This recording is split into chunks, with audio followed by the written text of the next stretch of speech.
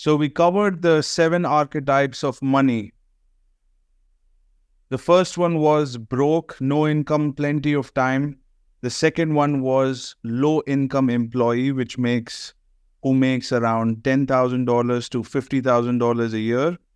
And then we have high income employee. This is the lawyer, doctor, CEO type, $100,000 to $500,000. And then you've got small business owners who makes around $500,000 to $20 million a year. You have got the celebrity, which makes $1 million to $20 million a year. Then you've got big business owner, who is the rich, the first archetype for the rich, who makes around $100 to $500 million. And then you've got the super rich, who makes billions, tens of billions, hundreds of billions.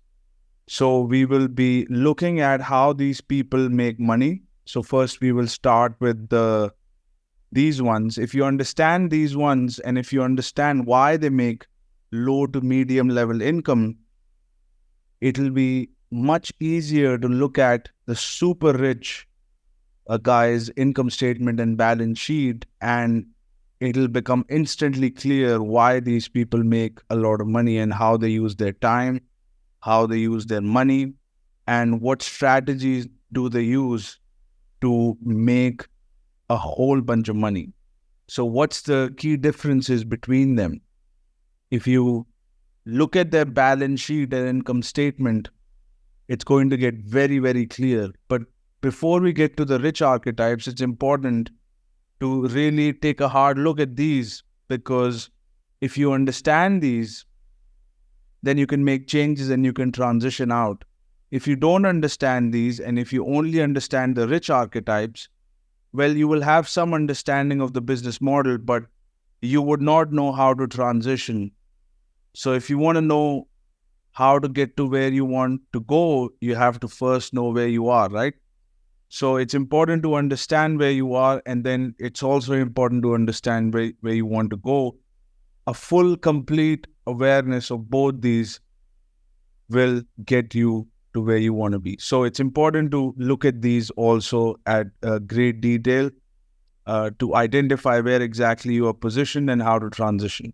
So we'll look at the first 5 archetypes first, and then afterwards we look at the 6th and the 7th, these two who make the most amount of money in society. Okay, so let's get started. So how do they make the money?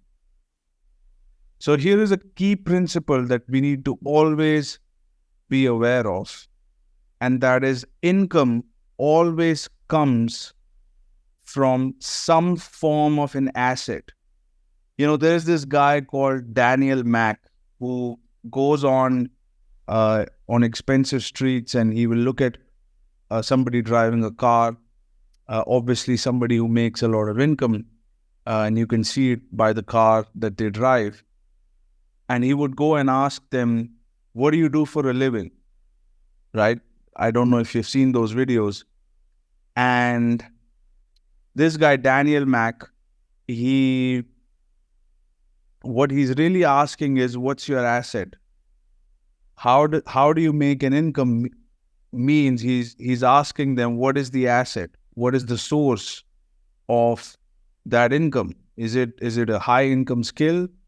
Is it a hard asset? Is it a soft asset? What is it? How do you do it?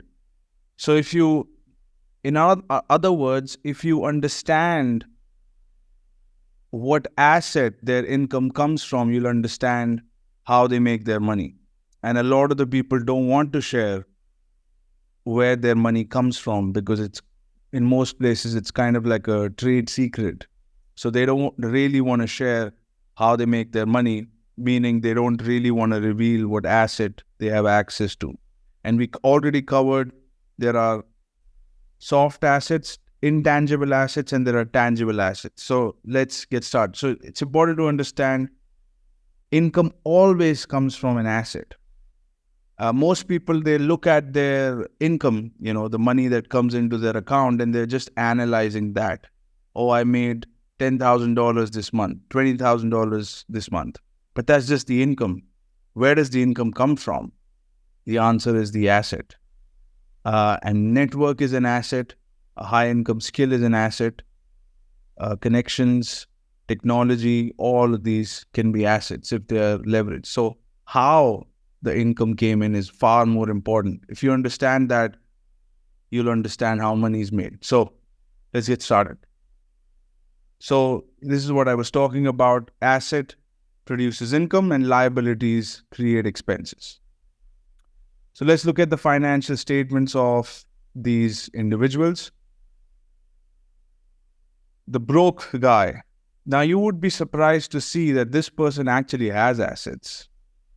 He's got a brain that works. He's got time. He's got some basic skills. He also has a network. Broke people have network. Technology. He has access to technology. These days, even broke people have phones.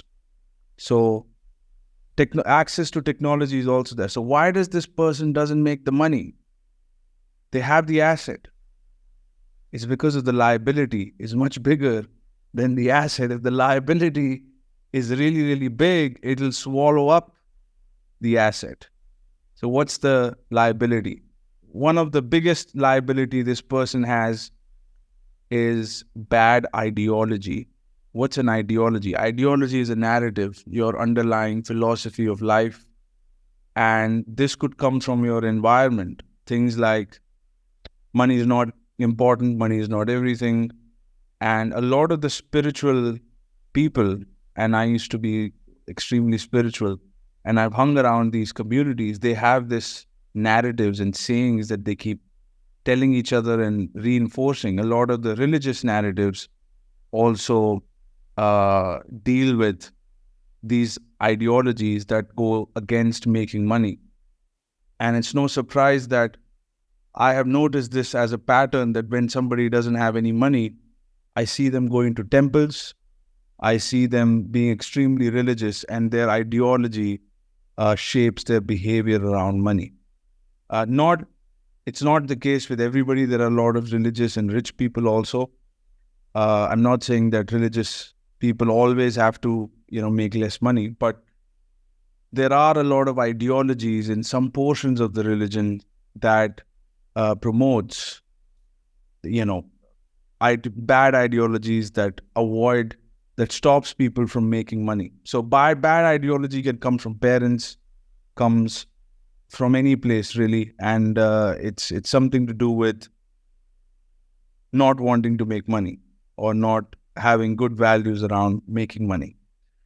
The other bad ideology comes from school, which is self-esteem issues. This person may have a bad sense of self-esteem. I mean, they don't think that they're worth anything. It's not true, but it's just a belief. It's an ideology.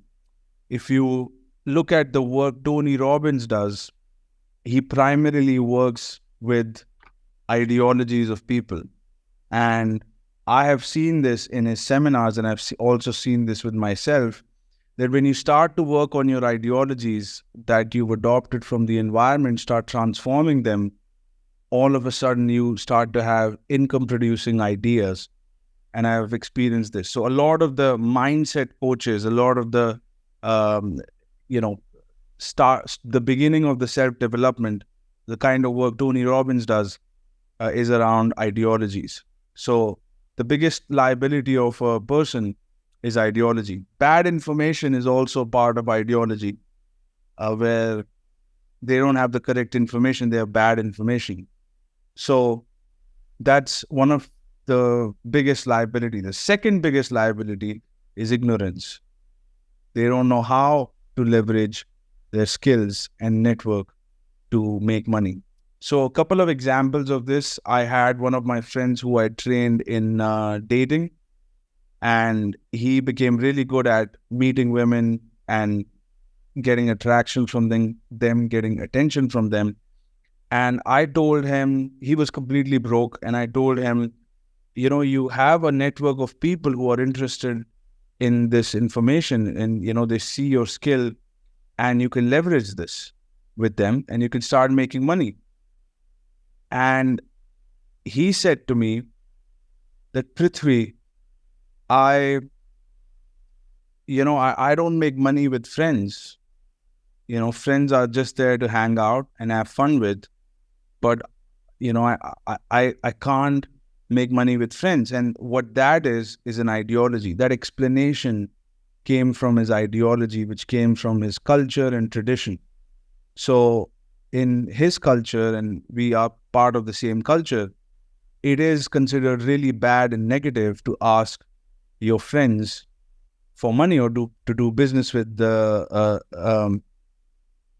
to do business with your friends. It's considered bad. And how do you make a business proposal to a friend? He was apprehensive. And I worked with him a couple of months. I advised him. So he'd leveraged his network, and I was part of his network. And I advised him, and I gave him a strategy where he can use his skills to make some money with one of his friends who wanted really bad some consultation. And they got into an agreement, and they did not go for the dating. He was also working on several other things in business, and he was still not making money. He was still working a lot. And then finally, they both ended up working together. And the friend is one of his best friends, actually, ended up paying him. And this friend of his ended up closing a major celebrity in India, among the top 3 guys, for a music record deal. And this guy was a singer, his friend. So if he would not have paid my friend would not have given a proper committed time to him, and he would not have received the value that he got from the consultation, and my friend would not have made the money. So both of them won, and the ideology was irrational. There is no such thing. You could sell your friends, you could offer them value, and if they find that thing valuable, they should pay for it, and that's just how it goes. But there are ideologies where they teach you not to do that. So I transformed his ideology, and I helped him leverage his skill and his network to make money. And I also worked on making him aware of what he could do. So I transformed his ignorance also. And he started to make money, because then he was actually able to leverage these assets. So that's an example of how somebody who's broke, if they work on these 2 things, if they educate themselves and they work on their bad ideologies that they received from the environment, they could leverage these assets and start making money. Okay. So this person, his income structure has no income. So we just covered that. This is straightforward. Second is the low income employee. This person makes $10,000 to $50,000 a year. And again, asset, brain, time, basic skills, network, job, technology. And these people tend to be really hardworking. So I've noticed this, that they are really hardworking. So that could be an asset. And then their liability again is ignorance. Typically, they are selling their time too short. They could be making a lot more money. They're valuable individuals. But because of their ignorance, they don't understand the skills that they have. They have a lot more skills than they realize, and they don't understand that the market value of their skills could be much higher if they sell to a better company, a better employer. And they don't maybe understand how to give a job interview. They don't understand branding. They don't understand wearing good clothes or having good communication skills. They could easily make a lot more money, or they don't understand they could leverage their skills within their network to make even more money. So ignorance is at play. That's one of their liabilities. That's why they have low income. So again, assets and liabilities. Then once again, these individuals have low income ideology. Low income ideology sounds something like this. Oh, you should make enough money that you need. Once you make enough money that you need, there is no reason to make more. If you make more than what you need, that's considered as greed.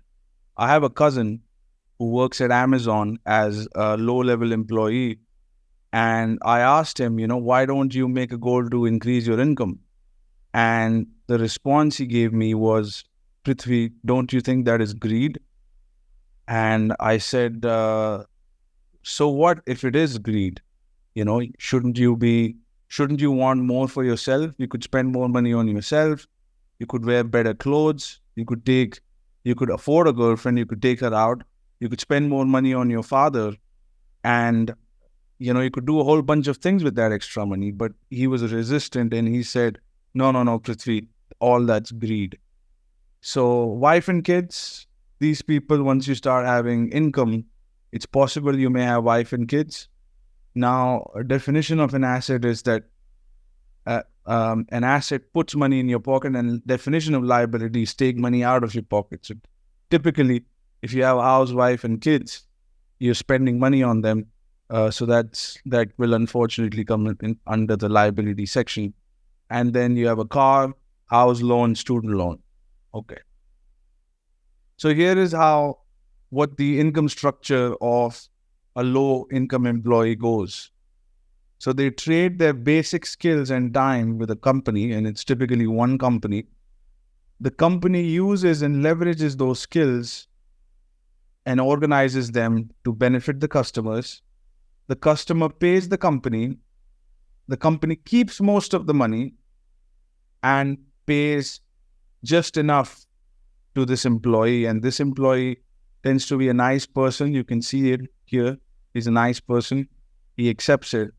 And the company pays the employee income. And most of this income goes into personal expenses. And personal expenses are liabilities because it's not an investment. When you buying stuff which is personal, sometimes these people tend to be under a lot of stress. So they may be drinking, they may be looking for entertainment, and all of that costs money, and they have a lot of personal expenses, right? But they don't really have a return on this income. The money comes in and it just goes out the door, and it never comes back from the door. And their time is what they keep leveraging to make this income, and this income goes out and doesn't multiply in any shape or form. So it's really a cycle, a rat race, where they're exhausting their time and they don't understand why they feel drained. And the more they feel drained, the more sugar they want to eat or more alcohol they want to eat, and all of this money goes into some rich guy's pocket invariably, either through entertainment or through any of the personal expenses. But there's little or no investment of time or money to enhance these skills. They could easily reinvest some of this money, even in a book, $20 book, and start increasing their level of skill, start understanding, and start working on their ignorance, and low income ideologies. If they just work on these two and work on their network, work on leveraging their skills and their network, they'll start to make more money. So they really need to reinvest their time and income back to build these skills. Otherwise, this rut will never end. And when I'm covering these archetypes, this is not a static state. You could change things overnight. You don't have to be stuck here. You could just transform. Once you understand this, you can just transform this. And right now you're investing time in this video to really work on this probably, or this, right? So, yeah, so that's the income structure of a low income employee. Then you have high income employee. This is the lawyer, the doctor, the CEO, the CFO type, or a sales and marketing guy who's really good at it, or a public speaker. So you have those individuals who tend to have high income. Their asset is a brain. Everybody has a brain, right? Time. This is interesting. Typically, these people will have 1 to 3 employees working under them. So they not only have their own time, they have the time of people who work for them. They may have administrative assistants, virtual assistants, and so that the time asset that they have is actually, you could add +1, or you could add 3 people on this time, and it has an exponential effect. And that's one of the reasons they have a high income. So not only do they have high income, they also have a lot of free time, and their time is spent on high quality tasks rather than just mundane hard work like this guy does. They work on a little bit better. Their work life is a little bit better. These guys tend to love their jobs and want to stay in there. They tend to have a nice office. Most of the stressful work is absorbed by the employees, and they mainly work on strategic, or they mostly do high level, highly qualified jobs, right? So they have employees under them. So that's an asset. Technology, then 1 to 2 valuable degrees. As I mentioned, this could be a doctor, this could be a lawyer, or a combination of a lawyer and something else. And then or 1 to 2 high income skills. So it could be sales, it could be copywriting, it could be marketing, negotiations. Those could be the high income skill. And 1 to 3 employees under them. And then decent network. These guys tend to associate with people who have got money. So these guys are not wasting time, and these guys are hanging around good network. And they tend to be valued in the marketplace by other companies. Their liability is ignorance. Everybody suffers from some level of ignorance, right? We don't know everything about everything. So these guys are highly, highly specialized in 1 or 2 things, but they don't understand a whole bunch of things. And they frankly don't care because they're making enough money, right, to survive. They're not rich, but they look really good. They're respected in society, and they're pretty much in a comfortable place. And that's one of their biggest liabilities, is actually they're comfortable. They're less likely to listen because they tend to be considered successful. They don't want to lose their position. They value the position that they have. They worked hard to attain it, and they tend to be a little more risk averse. So that could be a liability. It's not the case with everybody, but I've seen generally people who make good income, they have a beautiful girlfriend or a beautiful wife. They have a nice house. They have a good life. They don't want to lose it, for nothing. So they tend to be risk averse. So that is a liability. If you want to make a lot more money, there are times when you take risks. So wife and kids. Then another thing about this archetype is, because they are considered successful, they have to maintain their image. Image is important in their office or at their work, in front of their clients. So they may have a nice suit, they may want a nice car, and they also may invite their clients and their colleagues to their house. So they need to have a nice house, and they have high expenses because of that. So even though they're making a lot of money, they're also spending a lot of money. And so that'll be in the liability section. So let's look at the income structure. How do they make money? Very similar to low-level employees. They trade high income skill, or qualification and time with a company. So it could be a doctor working at a clinic, a lawyer working at a law firm, a CEO, managing operations for a company. And these guys are not necessarily in direct contact with large group of customers. They may have some exposure to customers, but not to all of the customers. So they trade their time with the company markets to the customer, and they may be positioned with only one of the services at the company. And as I said, these are highly skilled professionals. So they're tend to be positioned around one or two services. And again, the company collects money from customers by selling various range of services and products. And these people tend to have an exposure to few of those. Again, most of the money is collected by the company, and the company gives them a salary. And it's important to understand that this is not multiple sources of income here. This is just one company. So if they lose this job, they'll take a serious hit on their salary. And it's a high paying job, and they cannot always replace this job. So these people tend to stick with one company, and they really focus on relationships with their employer. And they have to make sure that they stay in that company, and they're very well behaved and compliant individuals, and they have to make sure that they have good relationships with their superiors, because it's going to be a little bit hard for them to find another job. Not to say they can't find it, because they tend to be very qualified, but still, there are only a few jobs in the market, and it tends to be very highly competitive. So these people tend to be competitive, but they're vulnerable because they really have one source of income, and it's really one client. From a business standpoint, if you have a job, you have one client paying you, and that's the company.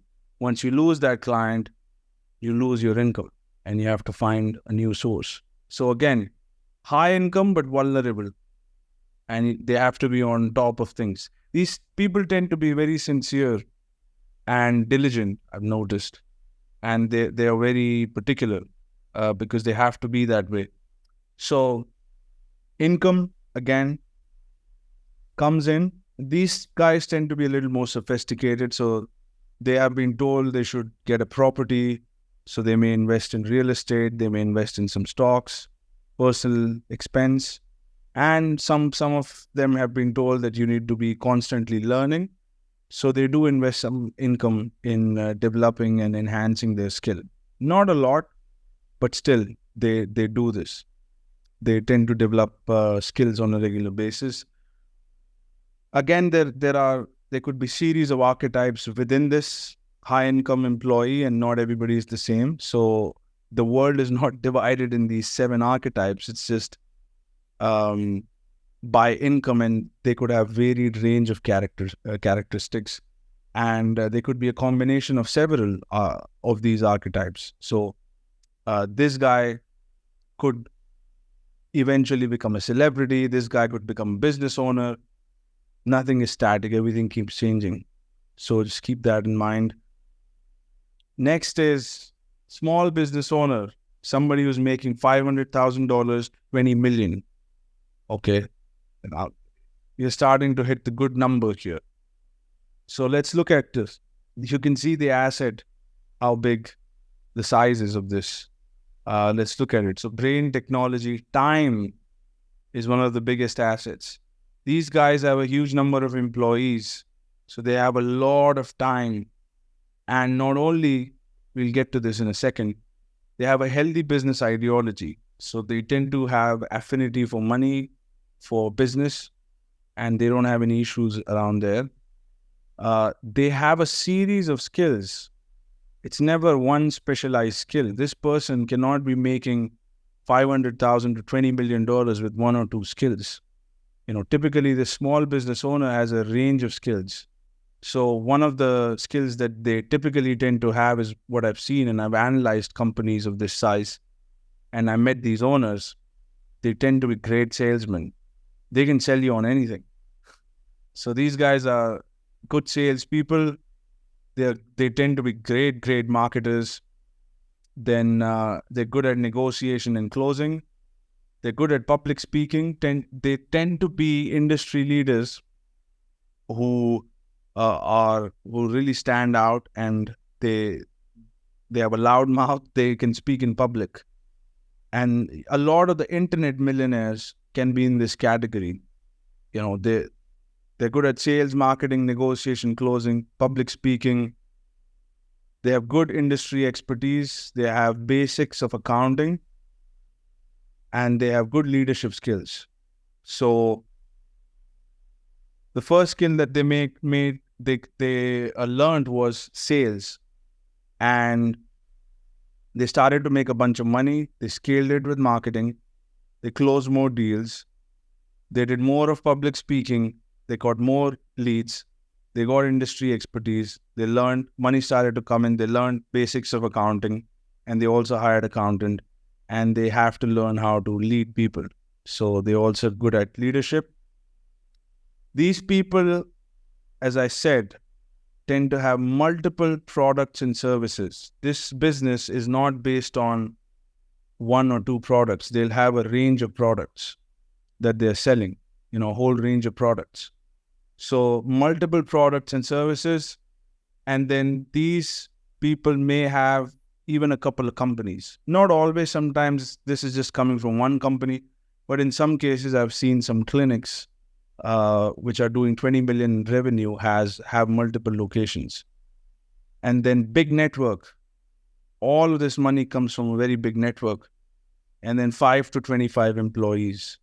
So these people, it's not that they have these 7 or 8 skills. They have 5 to 25 skills, because each employee has separate set of skills, and each employee also has time, and they're leveraging other people's experience and time and using that to create money. And that's, what makes them special. So you can see the time asset is much bigger. It's not just, 8 to 10 hours a day. It's probably 80 to 100 to 200 hours a day, because they're not the only ones working. They have a whole team of employees. So their asset class is much bigger, and that's the source of their income. But the main asset, I would say, is a range of skills they have, high income skills that they have. These guys also have ignorance, if, hard to believe, but they don't understand everything. For example, I didn't write finance here. I only wrote basics of accounting. Finance is the ability to raise capital and reinvest it in revenue growth endeavors. And these people tend to be weak on finance. They tend to understand and they know how to count money that comes in, but how to reallocate. They can even reallocate the capital that they created. They can reinvest the sales, but raising capital is something that not a lot of these people understand. They can sell, they can make money, but they tend to have a debt-averse ideology. So these people don't like debt. These people want to be in charge. They want to control all of the company. The reason that they have so many skills is because they're leveraging skill to make money. They're not leveraging debt to make money. That's the instrument of the big business owner. Big business owner knows how to use debt to create wealth. Somebody like Trump, he knows how to use debt. But this person highly relies on skills of themselves and other people. So debt-averse ideology. So they don't like debt, and they don't know how to use debt. So that could be a liability. And ignorance is a liability. They may have a small business loan. They tend to take loans, but very small. Car loan, house loan, wife, girlfriend, kids. So here is how their income structure looks like. These people tend to be a little more sophisticated. There is a reason they got to this level. They have 7 to 8 high income skills, a range of products and services, and time of their employees. They use these and leverage it with big network of customers that they built using these skills. And these customers love the products that they make, and they pay them handsomely in this range. They receive the money and they spend very little on personal expense, and they reinvest the money back into the company to develop their skills, to pay their employees, and to keep making their products and services better and keep marketing it to the customers. So they reinvest their money back into their asset. These people tend to have one house, 1 or 2 houses maybe, couple of cars, and that's it. And their main asset is the company. So most of their monies actually will be spent here because they understand this, they control this, and they don't like diversifying. So they'll keep the money in this company. That's what I've seen generally. Then you've got the celebrity. This guy also makes a high income, $1 to $20 million. He's got the brain, time, talent, powerful connections, big network, brand and authority, technology. Ignorance is a big liability for this person. This person does not understand generally finance and accounting. A lot of the back-end stuff they don't understand, legal stuff they don't understand. There is a reason why they have this talent, is because they've invested almost all of their time to develop this talent that has actually made them a celebrity. This doesn't happen when you have a range of skills, a broad range of skills. This happens when you have extremely specialized talent, singing, or you're an athlete. You don't have the time to read about accounting, your whole schedule. If you're someone like Michael Phelps or, Tom Brady and those guys, or Michael Jordan, those guys pretty much all about their field, their talent. So they invest all of their time here, and they tend to not know about a lot of other stuff. These are highly, highly specialized individuals. And that's why they are at a risk, because what happens when, somebody like Tom Brady gets an injury, somebody like Michael Jordan gets an injury, or something happens, or, something happens to Taylor Swift's voice. It's a pretty risky thing, or that talent is not valued anymore. Somebody's even better talented than you. So that tend to be a little bit of a disadvantage, because it's highly specialized, it's competitive, and sometimes these talents are valued in the marketplace, sometimes it's not. For example, cricket is very popular, football is very popular, but hockey isn't. And maybe one day, and these things keep changing. WWE was really popular, and then now MMA is popular, right? So things keep changing, and you may have developed a talent and the whole industry changed, and you're at a risk. And these also tend to be seasonal professions, and they also tend to have a small shelf life. So this income is not going to last too long. They will have to leverage this to gain knowledge, to understand about business, and eventually diversify and become business owners. And that's what people like Taylor Swift have done. They get into more entrepreneurial ventures, and they use this money wisely. So again, they may have unhealthy ideologies, just like anyone. Unstable personal life. Fame comes with its challenges, bad habits. Again, fame comes with a lot of distractions and ignorance we covered. So this is what their income structure looks like typically. They have a talent, and they leverage it with big audience. The audience loves them, and they promote products for companies, these individuals, and they mix these products with their talent. A lot of the movies have products sort of infused into them, and so it's all mixed with talent. And then the audience, because they love the celebrity, they watch their talent, and then they have a sports drink or something that they drink, and the public starts buying a whole bunch of products. So once again, they're not directly selling their own products to the public.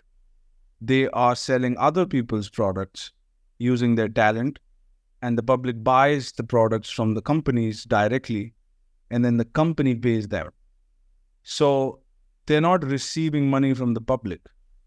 The companies that endorse them receive the money from the public, and then they give it to them. So, and I'll tell you why this is a disadvantage. Because these are big paychecks. $5 million from one company, $5 million, second company, $5 million from a third company. These are just examples. Let's say these are 3 different brand deals. Well, your whole risk, 30% of your revenue is risked with one company. And if that one company cancels the contract, you will face a loss of $5 million. Whereas as a business owner, if you have one pissed customer, you don't lose a lot of money. But if you have one pissed company, for whatever reason, this company doesn't like you, or maybe is bullying you, and you decide to walk away, you're walking away from $5 million. You're not walking away from $500 or $10,000 or $5,000.